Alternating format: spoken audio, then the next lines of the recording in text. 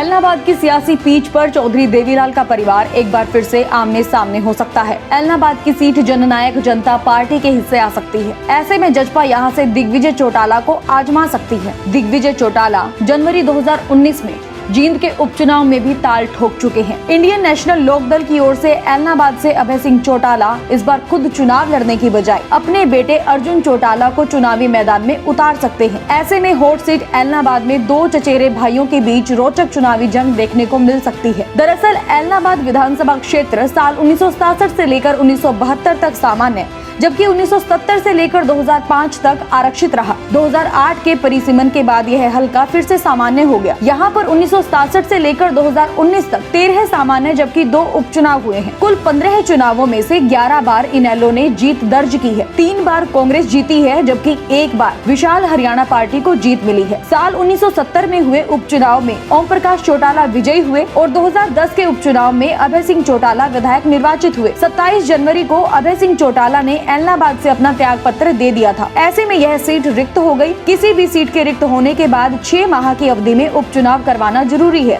अभी चुनाव आयोग की ओर से कोई अधिसूचना जारी नहीं की गई है।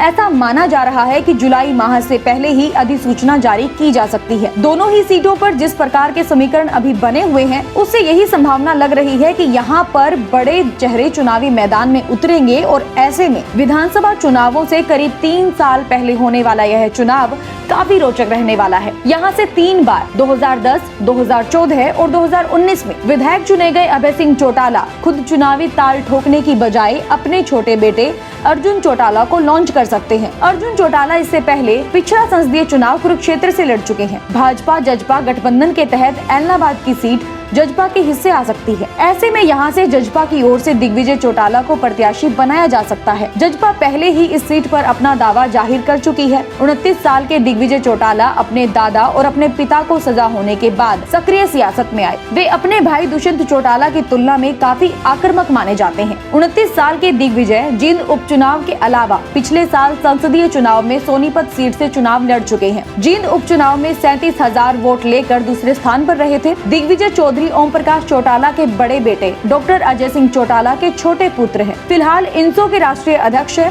और वे पार्टी की कोर टीम के मेंबर भी हैं। जजपा से जहां दिग्विजय का नाम चर्चा में है, तो अपने अनूठे फैसलों से चौंकाने वाले अभय सिंह चौटाला अपने छोटे बेटे अर्जुन को चुनावी मैदान में उतार सकते हैं। अर्जुन चौटाला का जन्म 3 अगस्त 1992 को हुआ था।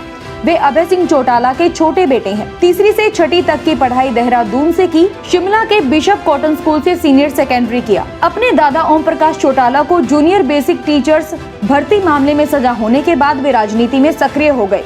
अभय सिंह चौटाला ने 2019 के संसदीय चुनाव के दंगल में अर्जुन चौटाला को कुरुक्षेत्र की धरती से उतार दिया। अर्जुन चौटाला को 60,574 वोट मिले और वो 5वें स्थान पर रहे। अर्जुन चौटाला ने बड़ौदा के उपचुनाव में काफी पसीना बहाया था। अब वे पिछले काफी समय से किसान आंदोलन को लेकर सक्रिय हैं। ट्रैक्टर लेकर टिकरी बॉर्डर पर भी पहुंचे थे। वे अपने बड़े भाई करण की अपेक्षा थोड़े आक्रामक तेवर रखते हैं। ऐसे में एलनाबाद की सियासी पीच पर राजनीति के बड़े खिलाड़ियों के उतरने से यहाँ पर रोचक चुनावी जंग देखने को मिल सकती है।